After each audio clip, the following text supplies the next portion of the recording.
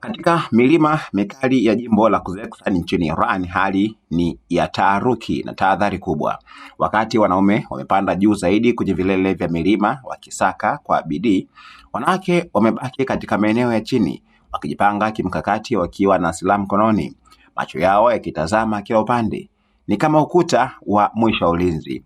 Kwa utulivu lakini kwa umakini mkubwa, wanawake hawa wanasikiliza kila sauti, wakiamini huenda rubani anayesakwa anaweza kupitia katika njia hizi za mwanzo wa milima.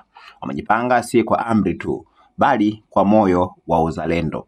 Kwa mujibu wa matukio ya aina hii nchini Iran, operesheni za utafutaji katika milima mikubwa kama ya Zagros huwa ni ngumu sana kutokana na hali ya hewa na jiografia.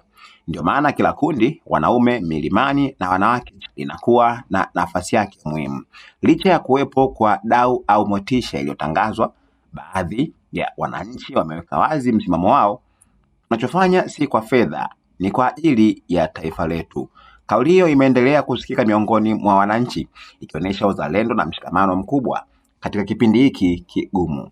Ni picha ya jamii inayosimama pamoja, wanaume wakikabiliana na milima mikali na wanawake wakilinda njia za nchi, wote wakiwa na lengo moja: kuhakikisha hakuna anayepotea bila kupatikana, huku wakiwa wamebeba bunduki na wengine wakiwa ni walembo, jambo ambalo limezua mjadala kupitia mitandao ya kijamii.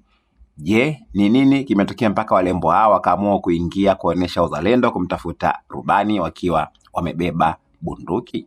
Acha kusubscribe channel yetu ya YouTube ambayo inasomeka Dodoma TV.